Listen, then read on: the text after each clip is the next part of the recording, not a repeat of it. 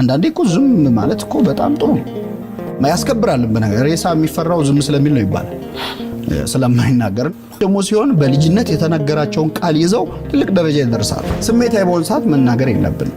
በተናደድን ሰዓትም በተደሰትንም ሰዓትም ሰው በተደሰተ ሰዓት የሚገባውን ቃል አይፈጽም። መጥኝ እንዳትላት ባይሆን የቀረሽ ቃል ለበላት ምንድነው ካለች የሆነ ቦታ ሰዎች ተገደሉ የሆነ ቦታ እንዲሞቱ ሲባል እንዴት ሰው በሰው ላይ ጨክና እንላለን። ቃላት በዓለማችን ብዙ አሉ የማይረሱ ለትውልድ የሚቀሩ አንቆጥሮም እንጂ እኮ እድሜያችን የተወሰነ አይደል። እንግዲህ ያው እኔ ሃይማኖት ሰው ስለሆንኩ ከዛ ብነሳ አንደበት በጣም ብዙ ኃይል እንዳለው ነው የሚነገረው በሁሉም ሃይማኖቶች በሁሉም መጻሕፍት ማለት ነው። እንግዲህ ዓለም ሲፈጠርም ብርሃን ይሁን ተብሎ ነው ብርሃን የበራው። ያ በቃል የተፈጸመ ነገር ነው። ከዛ ውጪ እንግዲህ ሁለት ህይወት አለ። አንደኛው እዚህ ምድር ላይ የምንኖርበት ህይወት ነው። ሁለተኛ ከሞት በኋላ ያለው ህይወት ነው።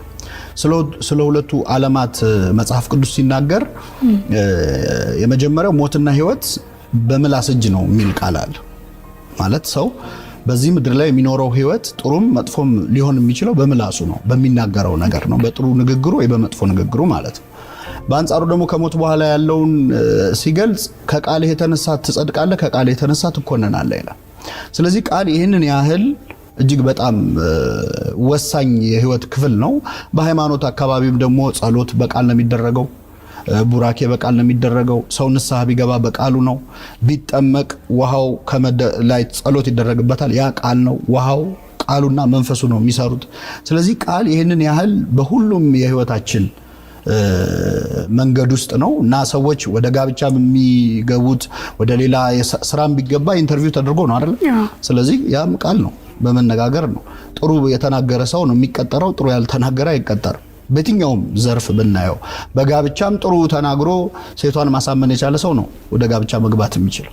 ስለዚህ ዓለማችን ከቃል ጋር የተያያዘ ዓለም ነው። በአጠቃላይ ያው ውስጥ ያሰበውን ነው። አንዳንዴ ሰዎች መጥፎ ነገር ይናገሩና ውስጤ ንጹህ ነው ሊሉ ይችላሉ፣ የልባቸውን አውርደው ሲጨርሱ ማለት ነው። ግን ማንኛውም ክፉም ጥሩም ነገር የሚወጣው ውስጣችን ከሚያሰላስለው ነገር ነው። እንደውም አንድ አባት ምን አሉ ይባላል፣ አንዲት ሴት እኔ አፌ ለፈልፋል እንጂ ውስጤ ንጹህ ነው ትላቸዋለች።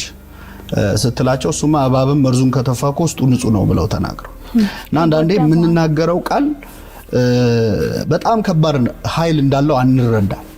ልጆች በልጅነታቸው ጊዜ በቤተሰቦቻቸው ዱላ ሊወርድባቸው ይችላል፣ ሊገረፉ ይችላሉ። ግን በዱላ የሚደርስባቸው እንትን ቅጣት ከሆነ ጊዜ በኋላ ጠባሳው ቁስሉ ይጠፋል። ቃላት ግን አይጠፉ። ምላስ አጥንት የለውም ግን አጥንት ይሰብራል ይባላል። ሰዎች በቃላት ይሰበራሉ።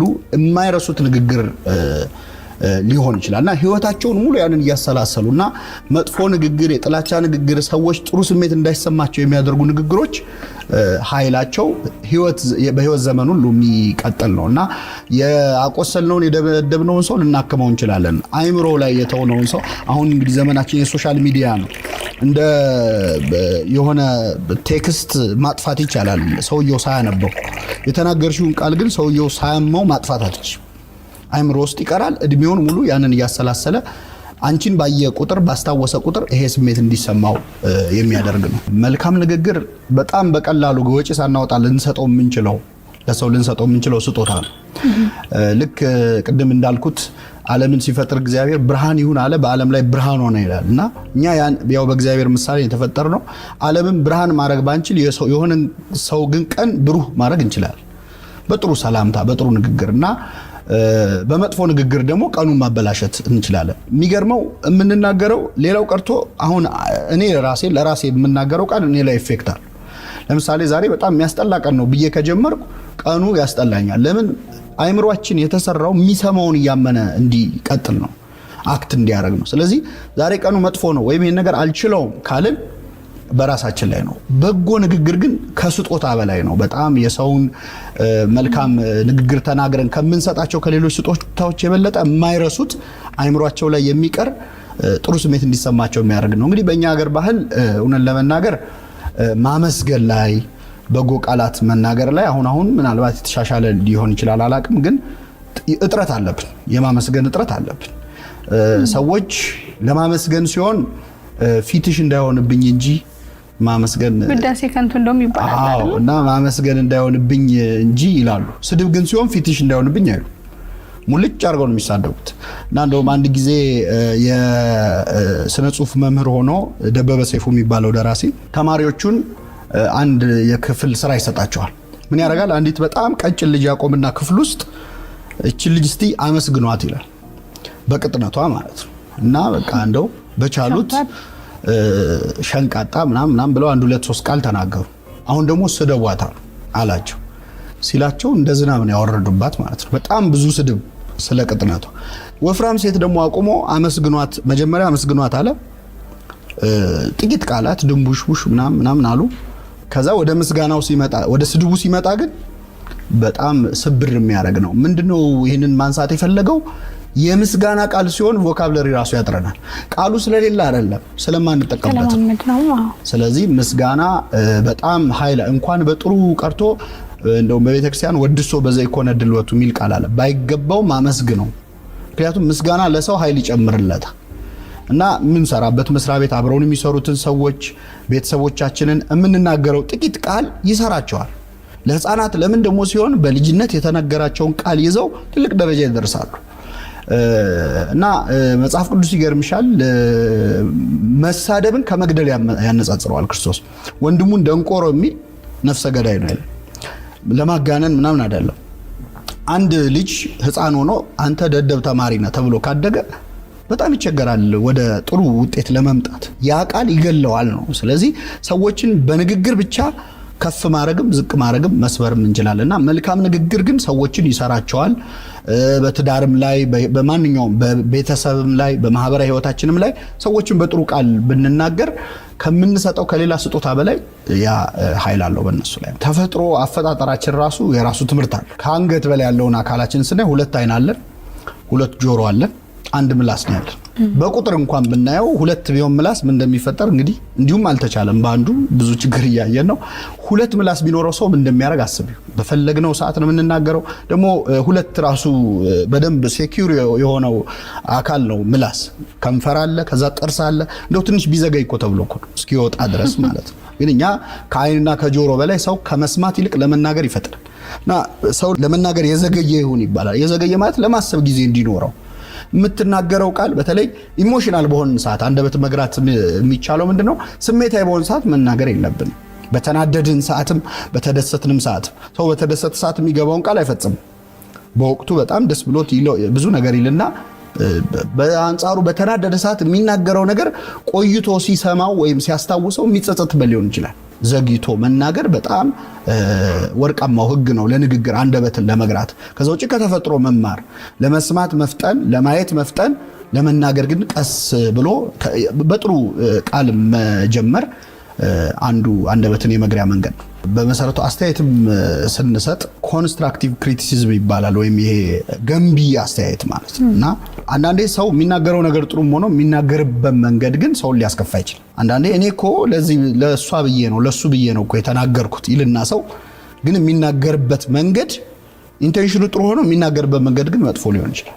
ቀላል ምሳሌ ልስጥሽ። ለምሳሌ አሁን አንዲት ሴት ጫማ ልታሰራ አንድ ጫማ ቤት ብትሄድ እና ጫማው ባይበቃት ያ ጫማ ሰሪ ጫማው ጠቦሻል ከሚላትና እግርሽ ትልቅ ነው ከሚላት ጫማው ጠቦሻል ማለት ያለበት ለምንድን ነው? ጫማው የጠበባት እግሯ ትልቅ ስለሆነ ነው። ግን እግርሽ ትልቅ ነው ቢላት ሁለተኛ እዛ ጫማ ቤት አትደርስም።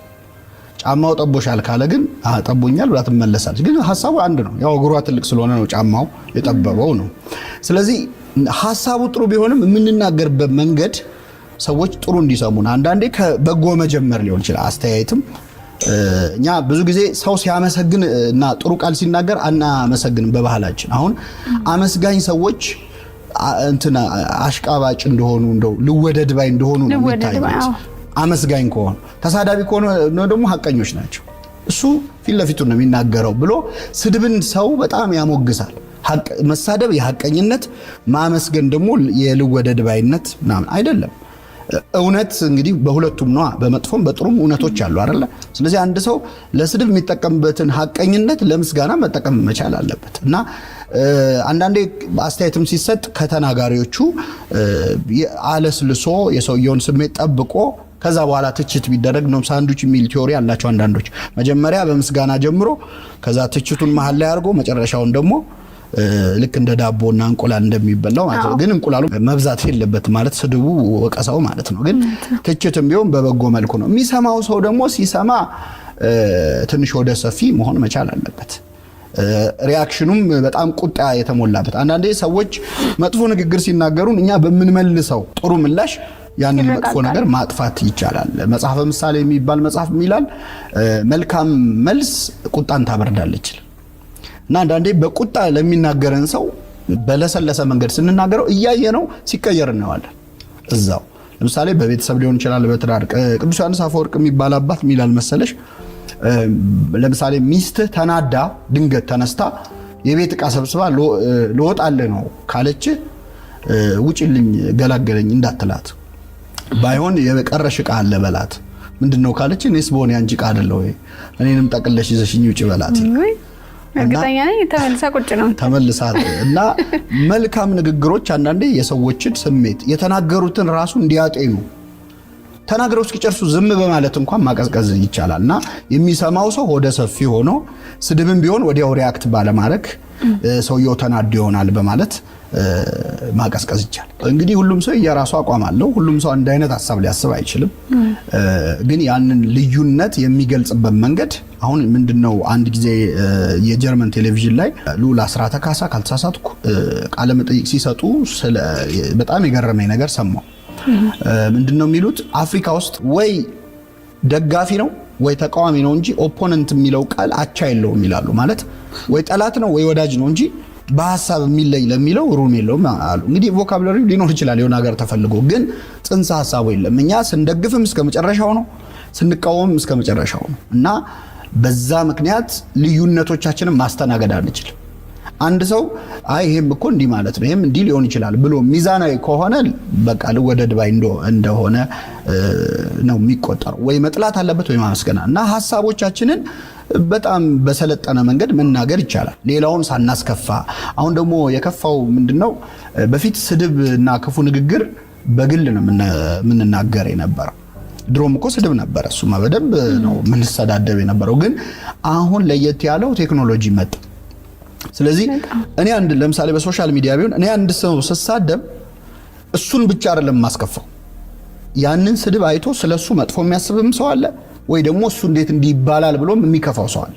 ስለዚህ የብዙ ሰው ህይወት ነው የምነካው ማለት ሳመሰግንም የዛን ያህል ነው ኃይሉ። እና ቴክኖሎጂው አለ የሚቆይ ለትውልድ የሚተላለፍ ስድብ ነው እያደረግን ያለው። እና የሆነ ቦታ ሰዎች ተገደሉ የሆነ ቦታ እንዲሞቱ ሲባል እንዴት ሰው በሰው ላይ ጨክና እንላለን። ግን ቃላት ራሳቸው ከመግደል አይተናነሱ። እዚህ ጋር የቆሰቆስከው ሰዓት ነው እዛ ጋር የሚነዳው። እና ሐሳቦቻችንን ልዩነቶቻችንን በጣም ድሮ ዩኒቨርሲቲ ስንማር የመጸዳጃ ቤት ውስጥ ነው ሰዎች ሐሳባቸውን የሚገልጹት። እና ሰው ፊት ማለት የሚያፍሩትን ነገር የሚፈሩትን ነገር በቃ በጣም ይጻፋል፣ ሁሌ ቀለም እንደተቀባ ነው። አሁን እዛ መጸዳጃ ቤት ላይ ይጻፉ የነበሩ ነገሮች ፌስቡክ የሚባል መጻፊያ ፕላትፎርም መጣላቸው። ስለዚህ ሰዎች ኢምፐርሰን አግኝቶሽ የማይልሽን ነገር እዛ ላይ ይለዋል። ለምሳሌ አንዳንድን ሰው የሚሳደቡ ሰዎች ያንን ሰው በአካል ቢያገኙት ፊት ለፊት አይኑን እያዩ እንደዛ ሊሉት አይችሉም። ውስጣቸው የማያምንበትን ነገር እንደፈለጉ የመናገር ያ ደግሞ ሰው ሲሳደብም ራሱን ወክሎ አይሳደብም። በነገራችን ላይ አሁን ደግሞ የመጣብን ጣጣ እኔ እንደዚህ ነው ብሎ አይደለም የሚሳደቡ፣ እኛ ብሎ የሆነ ወገን ወክሎ ነው የሚሳደበው። ተሰዳቢውም ተሳዳቢውም የሆነን ወገን ወክሎ ነው የሚሳደቡት። ያ ደግሞ መሬት ላይ ብዙ ችግር ያመጣል እያየነውም ነውና ኃላፊነት በተሰማውና በታረመ መንገድ ሐሳብን መግለጽ በጣም በጣም አስፈላጊ የሆነበት ዘመን ላይ ነው። በአንዳንድ ማህበራዊ ጉዳዮች ላይ በአንዳንድ ሀገራዊ ጉዳዮች ላይ የብዙ ሰው ህይወት ሊነካ በሚችልና የኦፒኒየን ሊደርነት ሮል ያለው ሰው ማለት እሱ የሚናገረውን ይዘው ሰዎች ህይወታቸውን የሚወስኑ የሆነ ሰው በጣም መጠንቀቅ አለበት። ያው ምንድነው አንዳንዴ ስሜት የሚነኩ ነገሮች ይከሰታሉ በሀገራችንም በዓለማችንም። እና በዛ ስሜት ላይ ሆነን ስንጽፍ ሌላ ቀን የማናምንበትን ነገር ኮምፕሮማይዝ አድርገን ልንጽፍ እንችላለን። ስለዚህ ያን ቀን ባንጽፍስ? አንዳንዴ እኮ ዝም ማለት እኮ በጣም ጥሩ ነው፣ ያስከብራል። በነገር ሬሳ የሚፈራው ዝም ስለሚል ነው ይባላል፣ ስለማይናገርና አንዳንዴ እንደው ዝም አለ እኮ ተብሎ እኮ መከበር አለ። ሁሉም ነገር ላይ ኮሜንት ማድረግ ላይኖርብን ይችላል። ሁሉም ነገር ላይ አስተያየት መስጠት ላይኖርብን ይችላል። ስለዚህ በተለይ ስትጽፍም ስትናገርም እንደው ለማንኛውም ሰው ጥሩ ጽንሰ ሐሳብ ምናልባት የዛሬው ቀን የምትሞትበት የመጨረሻ ቀን በህይወት የምትኖርበት ቢሆን አሁን የምትጽፈው ማለት የመጨረሻ ቃል ነው። እስቲ የመጨረሻ ቃል ተናገሩ ቢባል ምን ተናግረን ምን ሞተው? አንድ ሰውዬ ወንጀለኛ ነውና ሊገደል ሲል የመጨረሻ የምትለው ነገር ካለ በል አሉት እና ሲሉት ለኔስ ትምህርት ሆነኝ ይብላኝ ለናንተ ብሎ ሞተ ይባላል። ሊገደል ነው እና የመጨረሻ ቃላት በዓለማችን ብዙ አሉ የማይረሱ ለትውልድ የሚቀሩ የሰዎቹ ማንነት የሚገልጹ። ወደ ክርስትናው ስንመጣ ክርስቶስ የመጨረሻ ቃሉ የሚያደርጉትን አያውቁም ይቅር በላቸው ነው የመጨረሻ ንግግር ማለት እና አሁን ብትሞት እና ወደ ኋላ ተመልሰ ህይወትህን ሪቪው ማድረግ እድል ቢሰጥ አሁን ፌስቡክ ላይ ወይ አሁን የሆነ ሶሻል ሚዲያ ላይ የጻፍከው ነገር በህይወትህ ለመጨረሻ ጊዜ ያልከው ነገር እንዲሆን ትፈልጋለህ። ይሄን ብሎ መሞት በጣም ያሳዝናል እና እያንዳንዱ ቃል መቼስ እድሜያችን የተወሰነ አይደል አንቆጥሮም እንጂ እኮ ልክ ለምሳሌ አሁን እንደ ትዊተር ምናምን የተወሰኑ ቃላት አይደል እንድንጽፍ የሚፈቅደው የሰው ልጅም እኮ እዚህ ምድር ላይ የተፈቀዱለት ቃላት የተወሰኑ ናቸው መቁጠር ስለማንችል ነው እንጂኛ በጣም ብዙ ሊመስለን ይችላል ግን በጣም ጥቂት ቃላት ናቸው እና በእነዛ ቃላት ማንን ሰብረናል ማንን ጠግነናል ብሎ ራስን ሪቪው ማድረግ ወደ ኋላ ተመልሶ ማየት ያስፈልጋልና እያንዳንዱ ቃል የሆነን ሰው ልታድን የምትችል ብትሆን ወደ ኋላ ተመልሰን ስናየው ማናዝንበት ይሆናል እንደዛ ነው የሚሰማው